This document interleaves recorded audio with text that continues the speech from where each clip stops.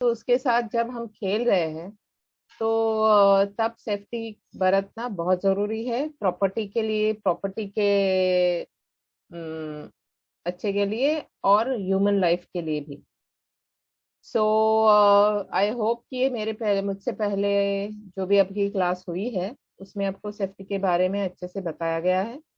But अगर नहीं बताया गया है तो मैं एक शॉर्ट में उसके बारे में बताऊंगी। फिर एक मैकेनिज्म जिस पे राइफल चलती है, क्योंकि ये सारी चीजें हैं जो राइफल शूटिंग को जैसा है राइफल शूटिंग, तो ये कुछ फैक्टर्स है जो जिसकी वजह से राइफल शूटिंग वैसा है। जैसे मैकेनिज्म हुआ, रेंजेस जो हम यूज करते हैं, फिर जो भी उसके इवेंट्स है, उसमें भी ओलंपिक नॉन ओलंपिक इवेंट्स में डिस्ट्रीब्यूट कर सकते हैं हम उनको।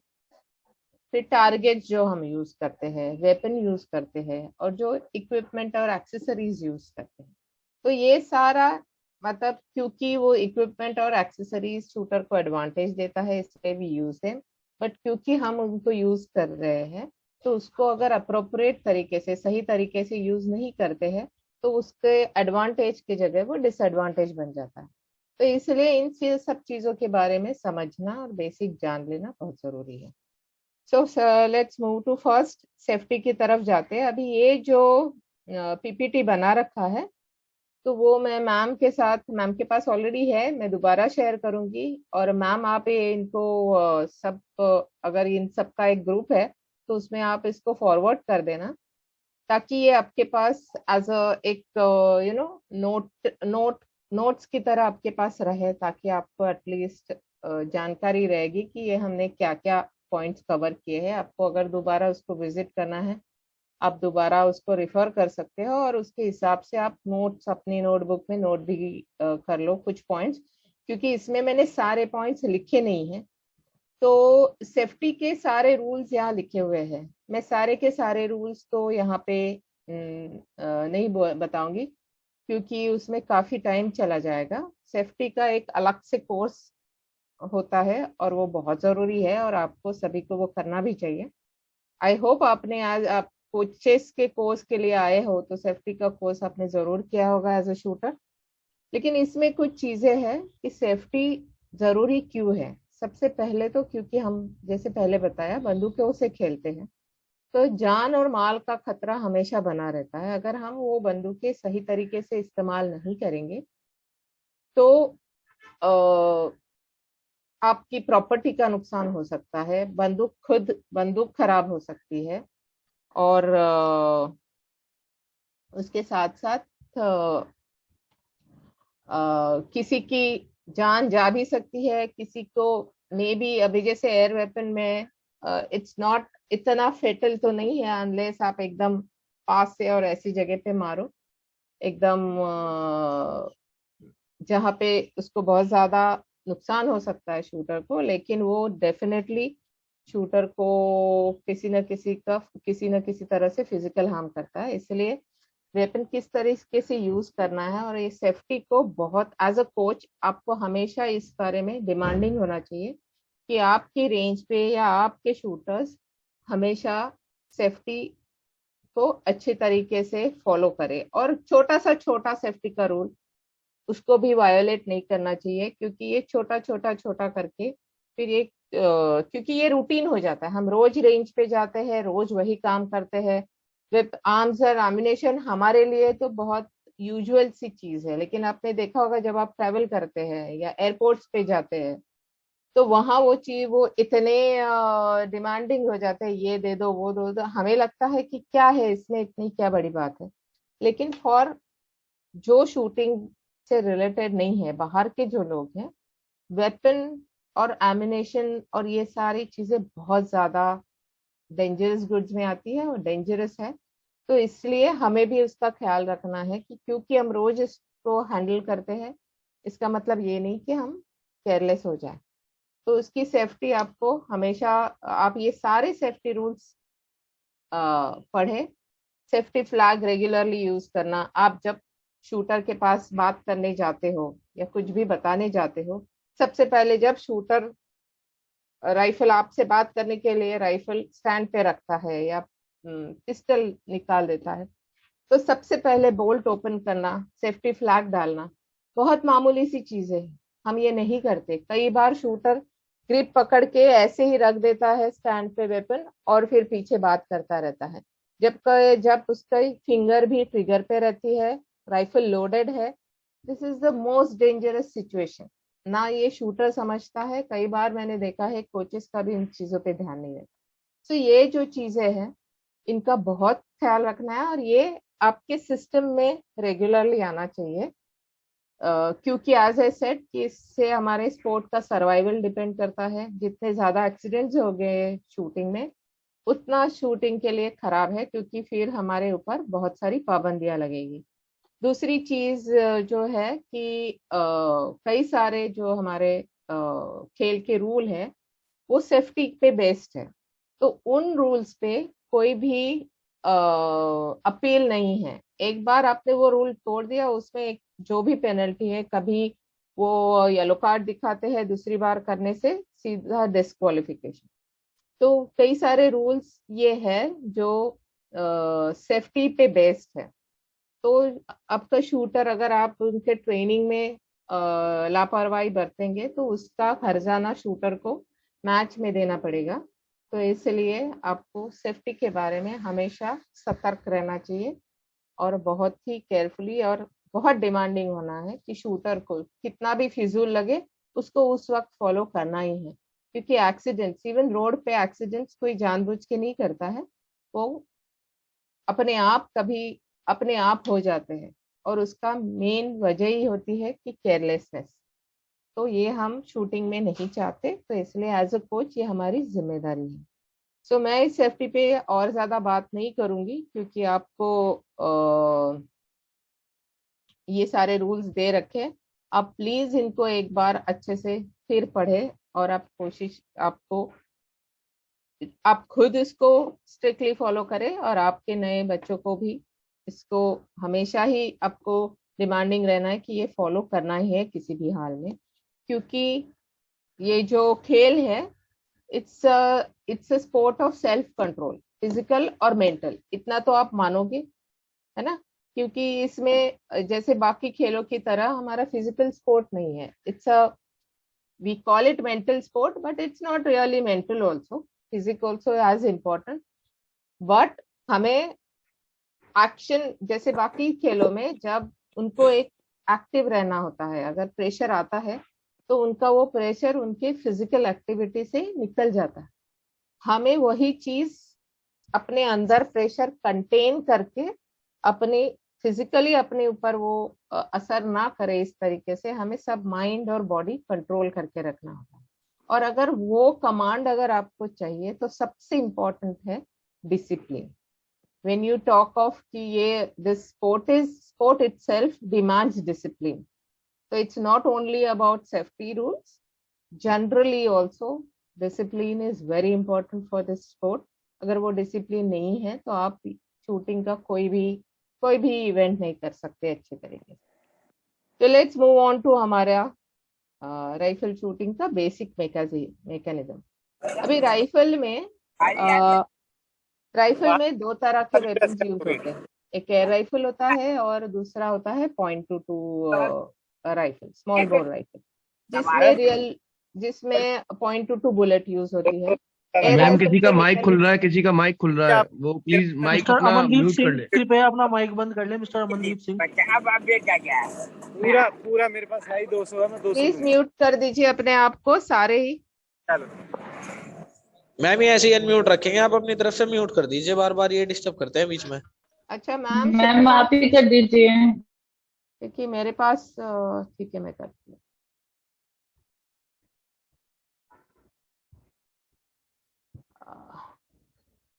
दीपाली यू कैरी ऑन, मैं म्यूट करती हूँ उनको हाँ, सबको। आप कर दीजिए प्लीज, आप क्योंकि अपने आप ये को मेरे अनम्यूट लिए कर लो। आप अनम्यूट कर, दीपाली आप अनम्यूट कर लो। हाँ ठीक है, ओके कर लिया। सो ये जो मैकेनिज्म है, ये बेसिक मैकेनिज्म है राइफल शूटिंग का। तो इसमें आप देख सकते हो, जैसे हम ये नीचे आप देख सकते हो कि बुलेट है।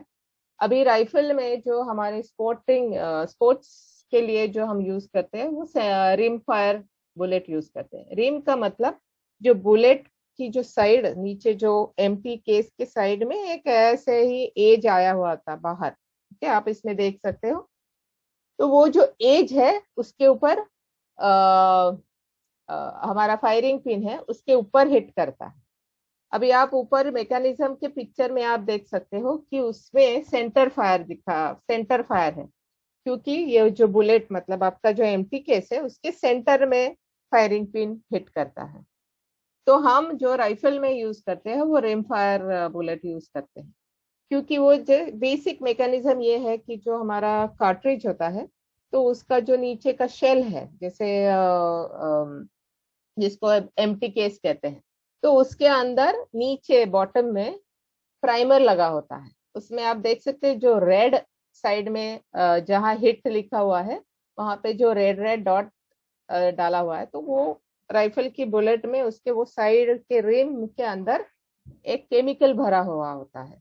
तो उसके ऊपर जब हम जोर से किसी चीज से मारते हैं तो वो फायर क्रिएट करता है, इतनी हीट और फायर क्रिएट करता है कि उसके अंदर जो हमने गन पाउडर डाला हुआ होता है तो वो gun powder is highly flammable. तो जैसे ही वहां पे स्पार्क आता है वो गन पाउडर भी इट कैचेस फायर, और अंदर वो आग के वो जो भी जलता है उसकी वजह से बहुत ज्यादा प्रेशर और हीट क्रिएट होती है, और फिर वो बहुत जोर से आगे का जो हमारा लेड का उसका क्राउन होता है उसको बाहर फेंकता है। और फिर वो बैरल के, क्योंकि वो बैरल का जो ओपनिंग है वो टनल है, वो एक ही खुली जगह हमने उसके लिए छोड़ी है उस बुलेट के लिए, इसलिए वो सीधा उसमें से निकलता है बैरल के बीच में से। और वो जो बैरल का टनल है उसको एक डायरेक्शन दे देता है कि तो वो स्ट्रेट लाइन में ही पूरा का पूरा एनर्जी से जाता है और टारगेट पे हिट करता है। ये बेसिक मैकेनिज्म है राइफल का।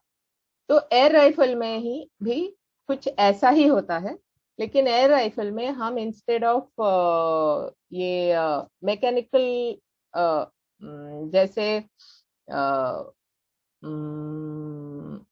फायरिंग पिन की जगह वहां पे हम कंप्रेस्ड एयर, जैसे यहाँ पे ट्रिगर हम जब ट्रिगर लोड करते हैं कॉक करते हैं तब अंदर सारे स्प्रिंग एक्शन से फिर वो फायरिंग पिन जोर से हिट करती है।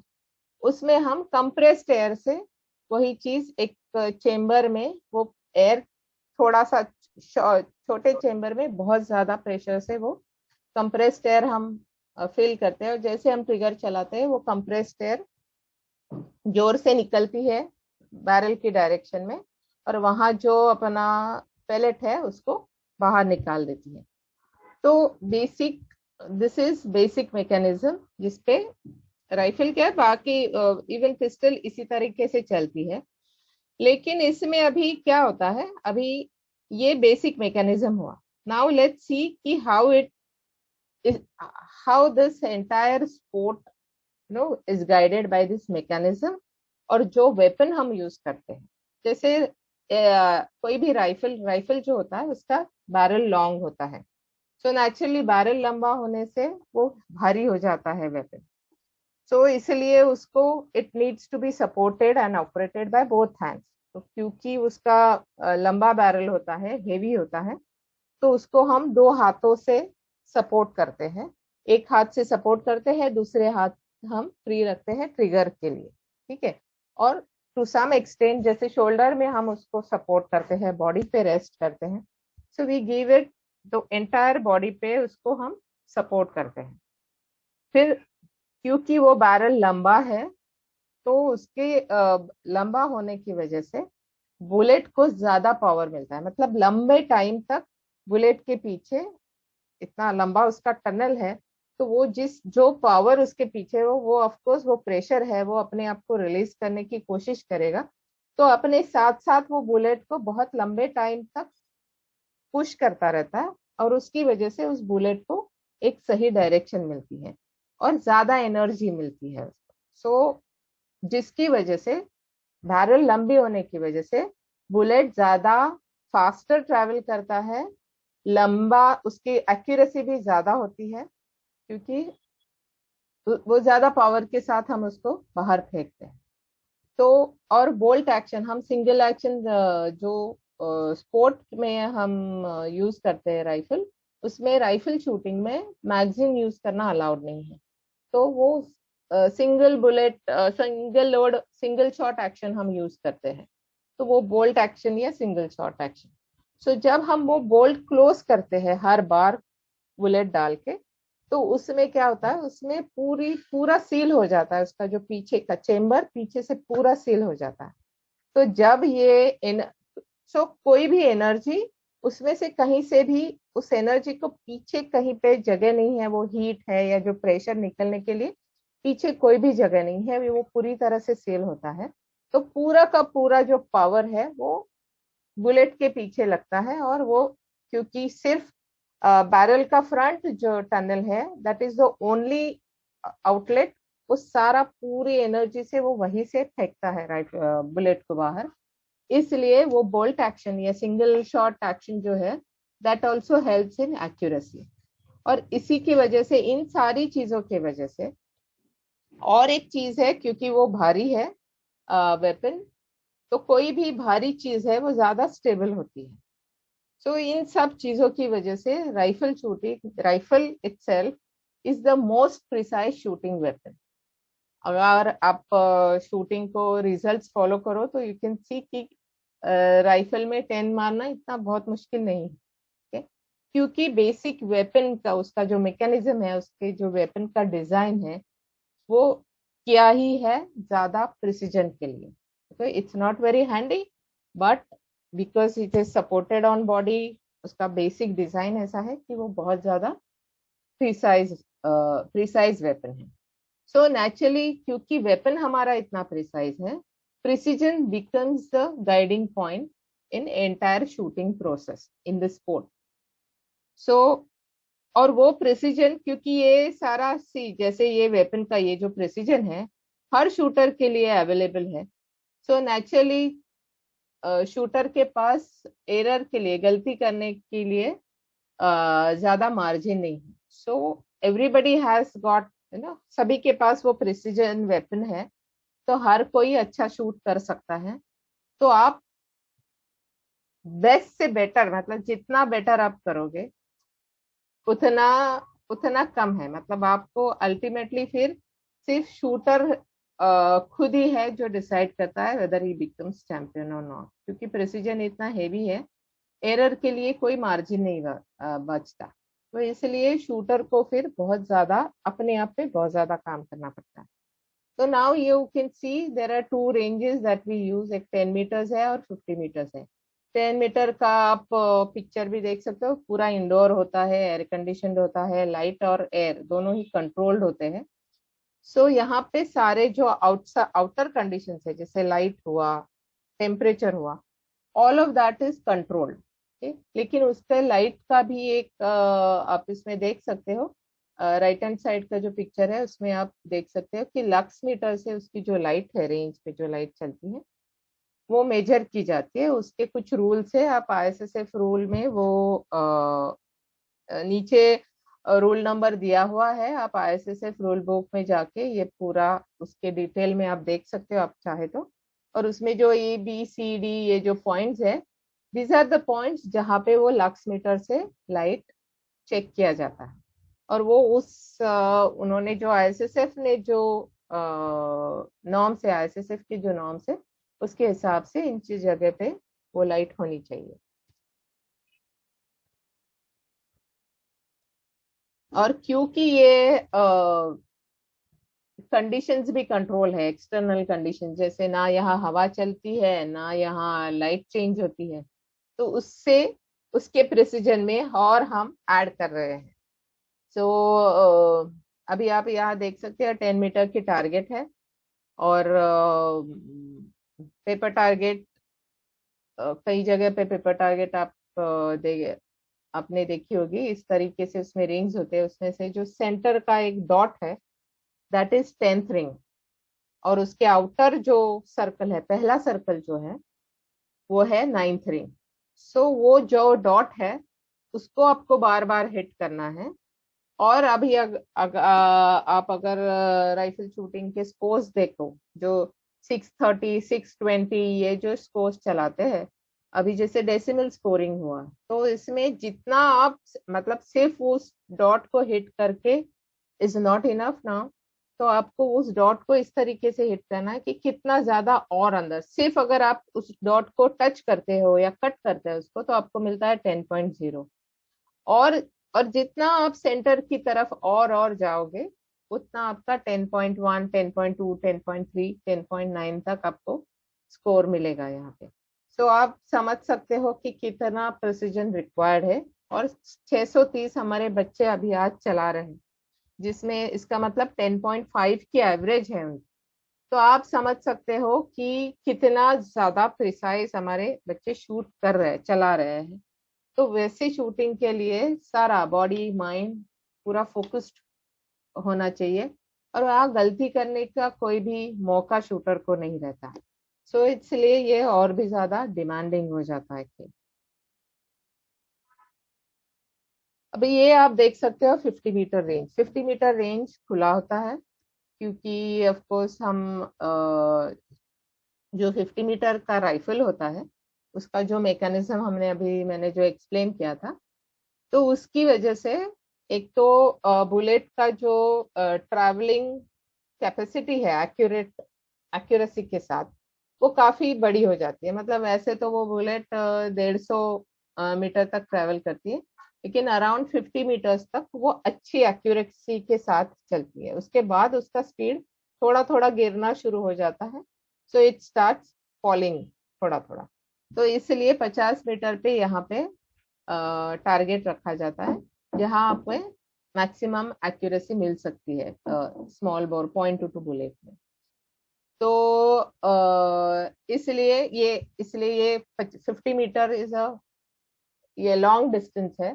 तो इतना बड़ा डिस्टेंस कवर करना ये बहुत ही लाइक इकोनॉमिकली बहुत ही चैलेंजिंग काम है। जनरली ऑल्सो ये 80 लेन्स के रेंजेस ऐसे कवर नहीं किए जा सकते। सो ये यूजुअली सारी जगह एक्सेप्ट फाइनल हॉल्स, ये रेंजेस आउटडोर होते हैं। और आउटडोर होने की वजह से फिर इसमें चैलेंजेस कुछ ऐड भी हो जाते हैं। जैसे हवा जब चलती है, हवा है, हवा से शूटर को भी वो हिलाता है, और उसके साथ साथ बुलेट को भी। वो बुलेट इतनी हल्की होती है और इतनी स्पीड से जाती है, तो अगर तेज हवा है तो वो बुलेट को भी अफेक्ट करती है, बुलेट के प्लेसमेंट को भी। सो विंड है, अगेन लाइट आप देख सकते हो उसमें कि आउटडोर है, तो नेचुरली लाइट भी कॉन्स्टेंटली कभी क्लाउडी होता है, कभी बहुत ज्यादा ब्राइट होता है, तो कभी फॉग आ जाता है। जैसे दिल्ली में अभी जो नॉर्थ में अभी ठंड है, तो इन दिनों में विजिबिलिटी कम हो जाती है। तो ये सारे चैलेंजेस, और फिर वेदर है, जैसे कभी बहुत गर्मी है, कभी एक बहुत ज्यादा ठंड है, कभी बारिश हो रही है, ह्यूमिडिटी है। तो ये अलग अलग वेदर कंडीशंस में भी, क्योंकि ये आउटडोर शूटिंग है, फिर इन सारी चीजों का भी ख्याल शूटर को रखना पड़ता है, और उसके बीच में उसको he has to perform to his best। So 50 metre range में ये एक्सटर्नल जो फैक्टर्स है, वो बहुत ज्यादा चैलेंजेस ऐड कर देते हैं शूटर के लिए। तो ये 50 मीटर की टारगेट आप देख सकते हो। जो अंदर के एकदम अंदर के जो 2 रिंग्स हैं, वो 10 रिंग्स है दोनों ही। और उसके बाद का जो तीसरा रिंग है, दैट इज 9th रिंग। और वैसे 9, 8, 7 कर करके है, but this target is little bigger, मतलब 10 मीटर के हिसाब से तो काफी बड़ा होता है। But on 50 meter distance you see the same small dot. Okay, so ये टारगेट है उसका। और इसकी स्कोरिंग, जैसे मैंने 10 मीटर का जब बता रही थी, तब मैं थोड़ा वो डेसिमल स्कोरिंग में आपको एक्सप्लेन कर रही थी। तो राइफल शूटिंग में 2 तरह की स्कोरिंग होती है। वैसे अभी पिस्टल में भी, जैसे आपका क्वालिफिकेशन फुल रिंग में होता है और फाइनल डेसिमल स्कोरिंग में होता है, वैसे ही राइफल में 3 पोजीशन का क्वालिफिकेशन फुल रिंग में होता है और फाइनल डेसिमल में होता है स्कोरिंग। बट एयर राइफल में क्वालिफिकेशन और फाइनल दोनों ही डेसिमल में होते हैं क्योंकि वो बहुत ज्यादा प्रिसाइज है शूटिंग। तो आप इसमें देख सकते हो कि इसमें सबसे सेंटर में जो एक शॉट है, तो लेफ्ट हैंड साइड में जो आप देख सकते हो वो टारगेट में जो सबसे सेंटर में जो ये 10 मीटर का 10 मीटर की टारगेट है।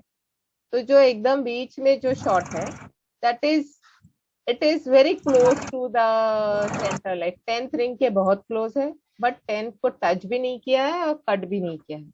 तो दैट उसके लिए शूटर को मिलेगा 9.9। Okay, it's with in the 9th ring, इसलिए वो 9 है, but it is not a 10। और जो उसके साथ साथ उसी तरफ लेफ्ट हैंड साइड पे नीचे 7 o'clock एक शॉट है, उसने 9th रिंग कट करी है। सो वो जो शॉट है वो 9.1 या 9.2 मिल सकता है shooter. So this is how ये और थोड़ा अंदर जाता तो और ज्यादा पॉइंट्स मिलते। और वैसे ही वो जो 9.9 है वो जितना और सेंटर की तरफ जाएगा उतने ज्यादा पॉइंट शूटर को मिलेंगे। तो और वो जो तीसरा शॉट है आप देख सकते हो 8th रिंग काटी हुई है, तो वो 8 पॉइंट, ये थोड़ा ज्यादा अंदर है 8th रिंग में। सो इसमें 8.7 8.8 मिल सकता है शूटर को। सो सिमिलरली ऑन 50 मीटर आप देख सकते हो कि इसमें जो 3 शॉट है इसमें से 2 10 में है, ठीक है। सो और एक 9th में है क्योंकि अंदर की जो 2 रिंगे हैं वो 10th रिंग्स है। सो दिस इज हाउ ये इस तरीके से स्कोरिंग होती है राइफल शूटिंग में। अभी आप देखोगे कि ये 10 मीटर का ये एयर राइफल है। इसमें एक बेसिक चीज change, see 4 side, back side, butt plate, cheek plate, आप उसमें सारे नाम लिखे हुए हैं आपके जो राइफल शूटर नहीं है उनके लिए, ताकि इस वोकैबुलरी से आप वाकिफ हो जाओ। जैसे आप आगे के अभी नेक्स्ट 3 दिन जब मैं बात करूंगी, we will talk about process, procedure, postures के बारे में, पोजीशन के बारे में जब बात करूंगी तो बार बार ये चीजों के बारे में बात करूंगी। तो आप प्लीज एक बार अभी जब मैं ये शेयर करूंगी आपके साथ ये पीपीटी, जरा गौर से देखिए कि किस चीज को क्या कहते हैं। सो इसमें और 50 मीटर में एक basic difference, back side, 4 side, butt plate, cheek plate, grip, trigger, trigger guard, palm rest, जो जिस एडजस्टेबल 4 एंड प्लेट जिसको बोला है दैट इज कॉल्ड, उसको दूसरा नाम है पाम रेस्ट, क्योंकि पाम पे ही वो रेस्ट करता है। सो इनके अलावा और बैरल, मजल, चेम्बर, इनके अलावा 2 चीजें इसमें अलग है। एक है इसमें एक सिलेंडर लगता है, यू कैन सी राइफल में कंप्रेस्ड एयर का सिलेंडर यहाँ सामने लगता है। और उसकी जो लोडिंग है आप देख सकते हो कि वो लोडिंग लीवर होता है। बस आप खोलो, उसके अंदर पैलेट डालो एंड यू क्लोज इट। वो अपने आप जितना वो चेम्बर पीछे एक जब लोड करते हैं तो वो सिलेंडर से थोड़ा सा वो कंप्रेस्ड एयर जितना चाहिए उतना, एक वहां पे एक चेम्बर होता है उसमें उतना हवा जाता है और हम लोड करके उसको, वो प्रेस्ड है, और जैसे हम ट्रिगर चलाते हैं वो चेम्बर खुलता है और वो है बड़ी तेज से वो हवा पैलेट पे जाके हिट करती है और पैलेट ये बैरल से निकल जाता है बाहर।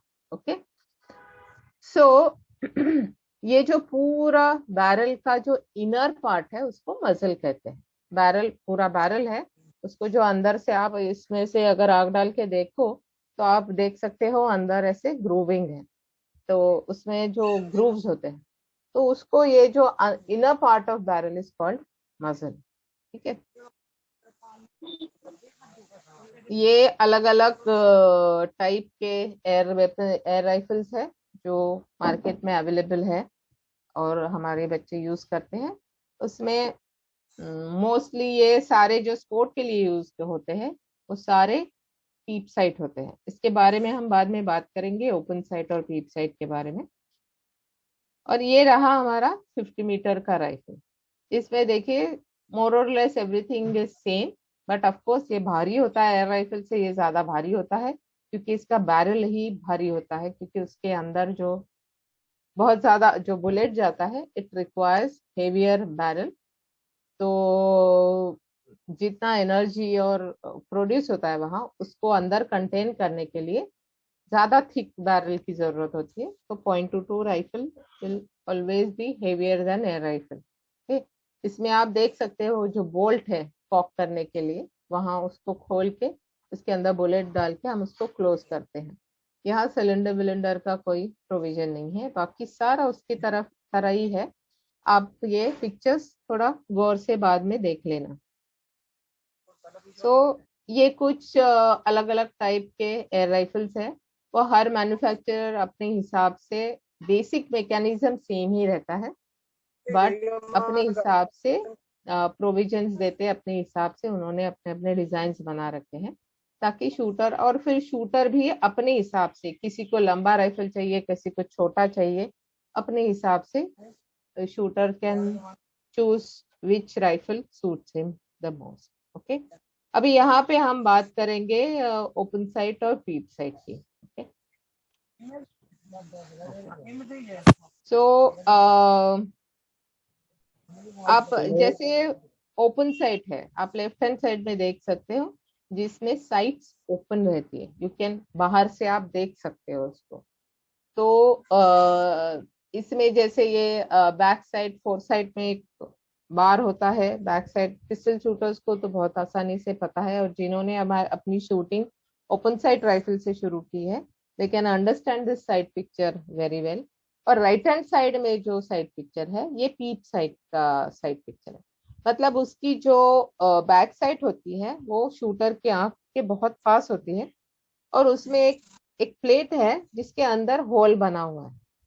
तो उस होल से हम, ये जैसे हमारे दरवाजे पे पीप होल कहते हैं ना, वो पीप जो है उसके अंदर से हम आगे बैरल, आगे टारगेट देखते हैं, लाइक फोर साइड देखते हैं, उसके आगे बैक साइड देखते हैं, सॉरी बैक साइड है, फोर साइड है, फोर साइड का टनल है, उसके अंदर फोर साइड का वो रिंग आप देख सकते हो राइट हैंड साइड में। आप देखिए, इसमें आप देख सकते हो कि उसके जो सेंटर में जो काला डॉट है, एक सर्कल है, दैट इज टारगेट। उसके बाद साइड में जो रिंग है वो फोर साइड का अपर्चर है, और उसके बाद जो बड़ा सर्कल है उसके अंदर वो फोर साइड का अपर्चर फिक्स किया हुआ है साइड के उस साइड से। और फिर वो फोर साइड बैरल के एक एंड पे माउंटेड है, और फिर लास्ट जो ये बड़ी वाला ये काला, प्लीज सुमेश चौधरी को म्यूट कीजिए, क्योंकि बार बार उसका आवाज आ रहा है तो फिर प्रॉब्लम हो रहा है। ये जो लास्ट सर्कल जो है, दैट इज आपका बैक साइड का सर्कल है। जब हम अपनी आंख से उस होल से जब देख रहे हैं, तब इस तरीके से पीप साइड का पिक्चर इस तरीके से दिखता है। फिर जैसे अभी let's come to bullets. Air pellets आपने सबने देखा होगा, और जो अगर शॉटगन से कोई है यहाँ पे, तो आप किसी भी रेंज पे जाके ये पैलेट्स देख सकते हैं। आप इवन शॉटगन इसमें भी तो पैलेट्स यूज होते हैं, बट मैंने कभी वो देखा नहीं कि शायद लेड के बॉल्स होते हैं शायद उसमें। बट हम इस तरीके का एयर पैलेट यूज करते हैं जिसका फ्लैट हेड है। उसको वॉट कटर कहते हैं, मतलब उसका जो सर है, हेड है, उसको फ्लैट किया हुआ है, इट्स नॉट राउंडेड। उसमें कई तरीके के आते हैं, राउंड आते हैं, पॉइंटेड आते हैं, but we use it flat head, क्योंकि फ्लैट हेड जो है वो जाके एक क्लीन होल बना देता है, तो हमें स्कोरिंग के लिए वो आसान हो जाता है।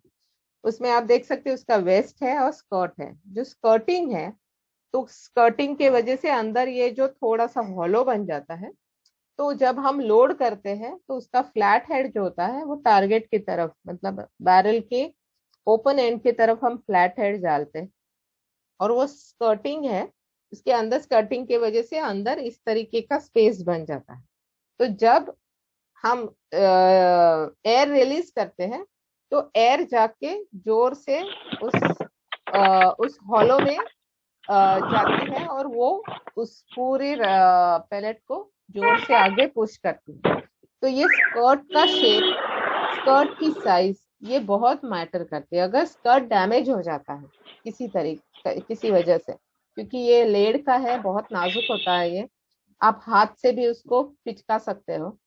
तो जब ये स्कर्ट डैमेज होता है तो फिर आपके पैलेट का जो डायरेक्शन है वो चेंज हो जाता है, और वो फिर इसीलिए हमेशा वो पैलेट जब डालते हैं शूटर चेक कर करके डालते हैं ताकि उनको सही एक्यूरेसी मिले।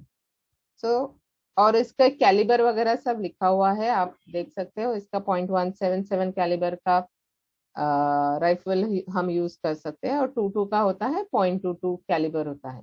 कैलिबर मतलब जो बैरल का आपका अंदर का जो साइज है उसको उसका कैलिबर कहते हैं। तो उसमें जैसे 0.22 कैलिबर है तो 0.22 इंचेस का उसका साइज है। 5.6 mm का होता है उसका साइज, मतलब डायमीटर। तो ये आप बुलेट देख सकते हैं, जिसको मैंने थोड़ा सा पहले आपको एक्सप्लेन किया हुआ है। उसका लेड का उस पे क्राउन रहता है, और नीचे मेटल का एक कंटेनर है, जैसे इसको हम एम्प्टी केस कहते हैं। तो उसके अंदर बहुत सारा बॉटम में प्राइमर बना रहता है, और उसके ऊपर बहुत सारा गन पाउडर डालते हैं। और जब फायरिंग पिन हिट करती है तो प्राइमर में स्पार्क आता है, और उस स्पार्क से जो गन पाउडर है उसमें आग लग जाती है, और अंदर बहुत ज्यादा प्रेशर और हीट क्रिएट हो जाती है। और उससे फिर वो जो हीट और प्रेशर है वो अपने आप को बाहर जाने की कोशिश करता है, अपने साथ उस बुलेट को बाहर फेंक देता है, क्योंकि उसी तरफ ओपनिंग है, तो उस तरफ वो एक स्पीड के साथ उसको बाहर करता है। This is how bullet works.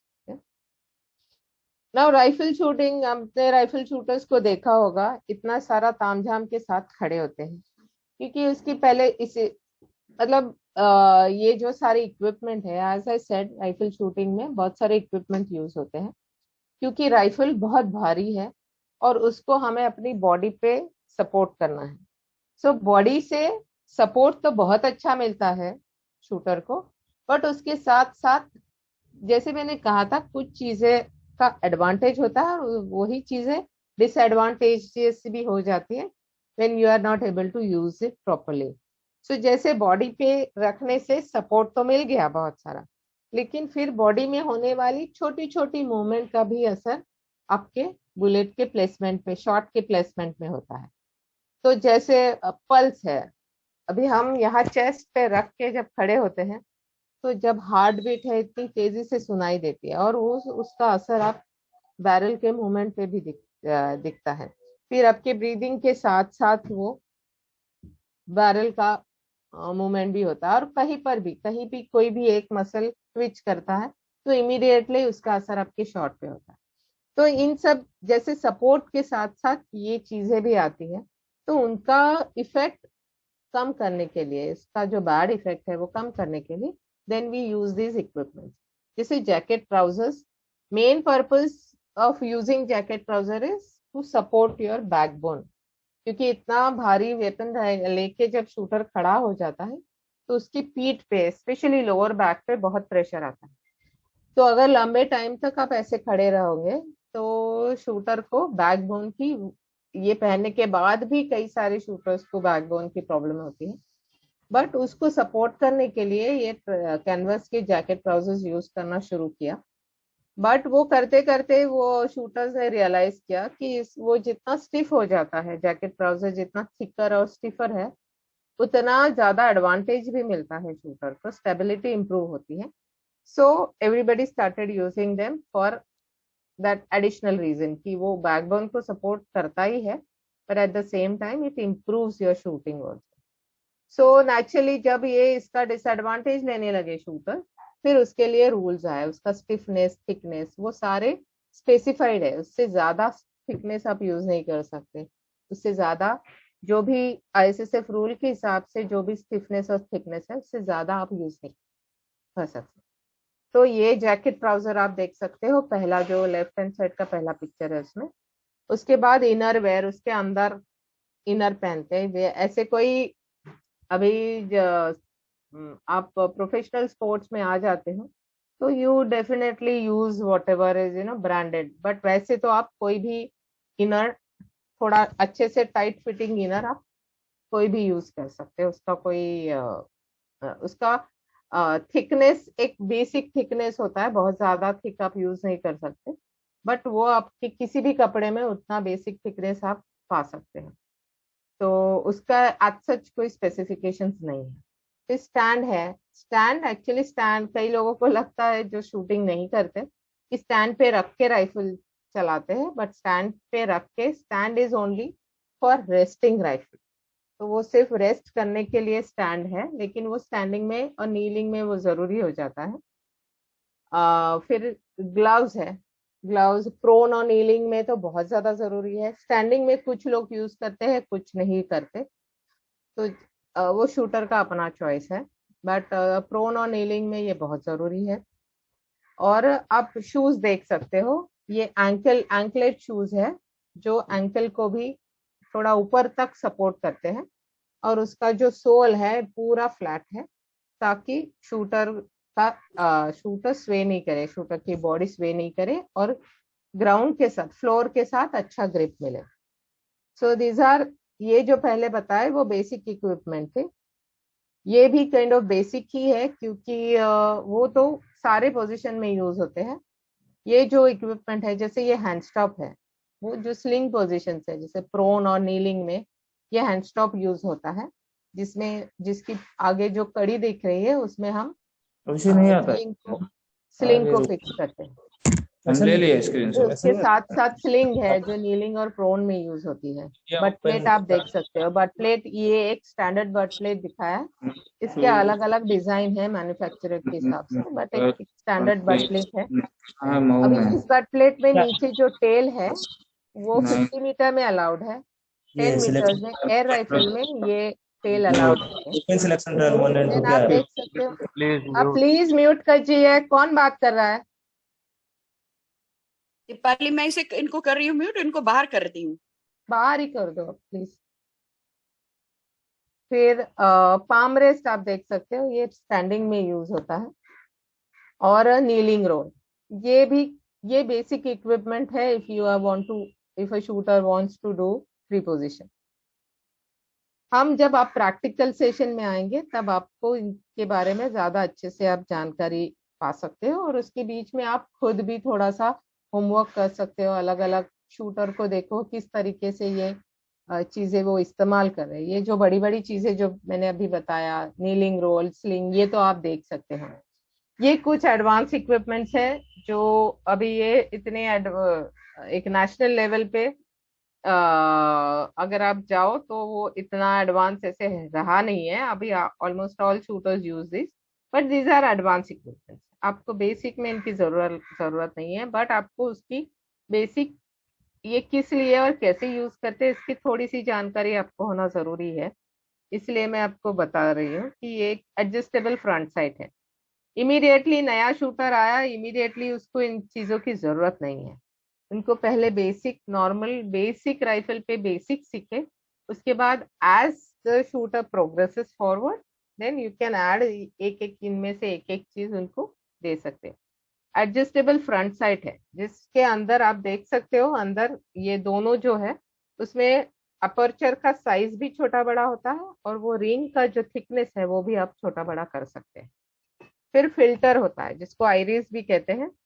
इसमें वो जो होल है, पीप है, जिसके थ्रू शूटर देखता है, उसका साइज भी छोटा बड़ा होता है। ऊपर से उसमें फिल्टर लगे रहते हैं कि अलग अलग कलर का आप उसमें लेंस होती है, तो आप उसका कलर चेंज कर सकते हो। जैसे बहुत ज्यादा डार्क है तो किसी क्लाउडी है, आपको टारगेट ठीक से दिख नहीं रहा है, आप येलो फिल्टर लगा सकते हो। या बहुत ज्यादा ब्राइट हो गया तो आप फिर लाइट ग्रे, डार्क ग्रे करके थोड़ा सा वो लाइट आप कम कर सकते हो, और उसके साथ उसमें पोलराइजर भी रहता है। तो इन चीजों के बारे में हम लास्ट डे पे बात करेंगे थोड़ा सा। अभी बस बेसिक बोल के मैं छोड़ रही हूँ, क्योंकि हमें और भी कुछ चीजें जाननी है। आज सिर्फ इंट्रोडक्शन है। फिर बैरल एक्सटेंशन है, ये कुछ हद तक एडवांटेज देता है, उसके बारे में हम एंड में बात करेंगे। फिर ये साइट रेजर है, मतलब साइट जैसे कुछ शूटरों के राइफल या साइड पीछे रह जाती है और आंख ऊपर आती है जहां वो कंफर्टेबल है, तो उसके सामने वो साइट लाने के लिए ये साइट रेजर यूज होता है। ये साइट रेजर मेनली यूज होता है नीलिंग और स्टैंडिंग में ज्यादा यूज होता है ये। तो वो हो गया equipment. Now you can just see rifle में इवेंट्स क्या क्या है। जैसे ओलंपिक इवेंट्स की अगर बात करें हम, तो 10 metre rifle man individual, women, men और विमेन दोनों ही 10 मीटर का इंडिविजुअल ओलंपिक इवेंट है। 60 शॉट का इवेंट है जिसके लिए 1.25 घंटे का टाइम मिलता है। फिर मिक्स टीम इवेंट है जो कुछ साल पहले ऐड हुआ है, जिसमें एक लड़का और एक लड़की, वो दोनों का टीम होता है, दोनों साथ साथ चलाते हैं, दोनों का साथ में स्कोर काउंट किया जाता है। Then 50 metre rifle 3 position, men and women both individual. अभी ये पहले 120 शॉट्स का मैच था। एक 2018 में वो 60 शॉट का मैच हो गया। तो सॉरी, दो अभी इस ओलंपिक के बाद 60 शॉट्स का कर दिया। पहले लड़कियों के लिए 60 शॉट्स का था और लड़कों के लिए 120 शॉट्स का मैच होता था। मतलब हर पोजीशन में 20-20-20, और लड़के शूट करते थे हर पोजीशन में 40-40-40। लेकिन अभी जेंडर इक्वालिटी का जमाना है, तो 2018 में दोनों के लिए, मेन और वुमेन दोनों के लिए, वो मैच 120 शॉट्स का कर दिया। मतलब दोनों को ही हर पोजीशन में 40-40-40 रिकॉर्ड शॉट चलाने। बट आफ्टर दिस ओलंपिक्स, जैसे टोक्यो ओलंपिक के बाद जो मेजर चेंज हुआ है रूल्स में, उसमें अभी मेन और वुमेन दोनों के लिए 60 शॉट का मैच कर दिया क्वालिफिकेशन में, जहां हर शूटर को हर पोजीशन में 20-20-20 शॉट चलाने। सो ये हुए ओलंपिक इवेंट। फिर नॉन ओलंपिक इवेंट्स तो बहुत सारे हैं, जिसमें 10 मीटर राइफल मैन वुमेन का टीम ऐड किया। आईएसएसएफ के कॉम्पिटिशन्स में ये इवेंट्स अभी ऐड किए हैं। टीम जैसे हमारे नेशनल में टीम इवेंट होता है, वैसा ये नहीं होता, इसके लिए अलग से शूट करना पड़ता है। तो 50 मीटर 3 पोजीशन में भी मैन वुमेन का टीम इवेंट अलग से ऐड कर दिया। फिर मिक्स टीम हो गया, प्रोन मैन इंडिविजुअल है, प्रोन मैन वुमेन टीम है, ये सारे एडिशनल इवेंट्स है, but these are all non Olympic events. So अभी ये इतना सब आपने देख लिया, तो इसमें क्या है कि अब ये किस तरीके का स्पोर्ट है, बेसिक इंट्रोडक्शन तो हो गया। वी सॉ कि किस तरीके का मैकेनिज्म है, किस तरीका का वेपन है, कैसे 3 अलग अलग पोस्चर्स में हम इसको चलाते हैं। तो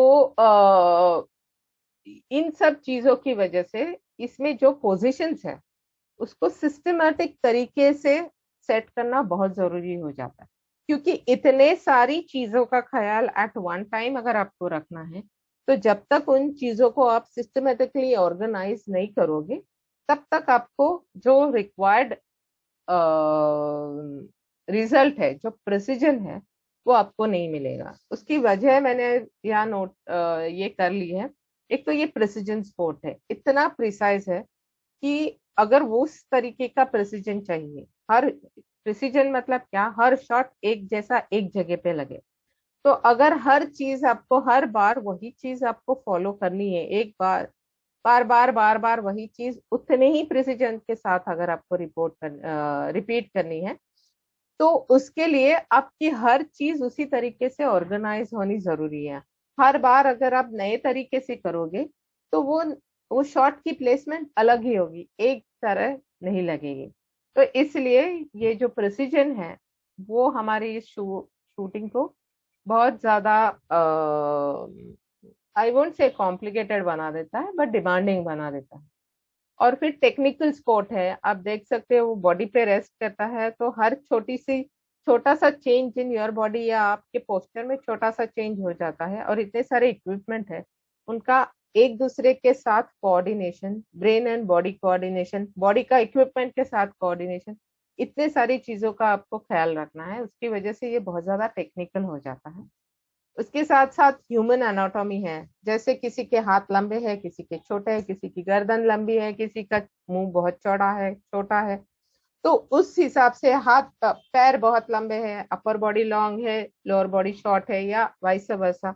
तो ये सारी चीजें, ये सारी जो चीजें हैं, वो भी आपका जब पोस्चर बनता है उसमें मैटर करती है। तो इन चीजों का भी हमें ख्याल रखना है। ऊपर से इक्विपमेंट और एक्सेसरीज है, इतने सारे एक्सेसरीज हम यूज करते हैं।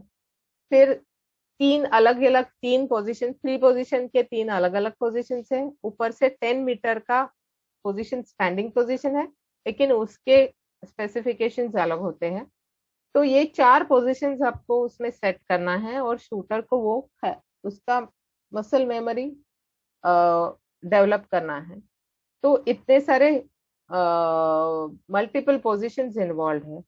और 50 मीटर पे एक्सटर्नल फैक्टर्स है, जैसे लाइट, विंड, वेदर, ये सारी चीजों का ख्याल रखना है। और finally but last but not the least, so rules that govern the sport. फिर जो खेल के हमारे रूल है कि आप ऐसे ही बैठ सकते हो, ऐसे ही उठ सकते हो, इस हाथ का एंगल इतना ही रख सकते हैं, इससे ज्यादा नहीं रख सकते, इससे कम नहीं रख सकते, जो खेल के ये जनरल रूल होते हैं। तो इन सारी चीजों का हर शॉट चलाते एट वन टाइम आपको अगर ख्याल रखना है, तो जब तक आप एक अपना रेगुलर सिस्टम नहीं बनाओगे और सही सिस्टम नहीं बनाओगे, तब तक ये जो प्रिसीजन है, वो जो स्पोर्ट का एक्सीलेंस है, उस स्पोर्ट में, इस स्पोर्ट में, राइफल शूटिंग में आप एक्सेल नहीं कर सकते।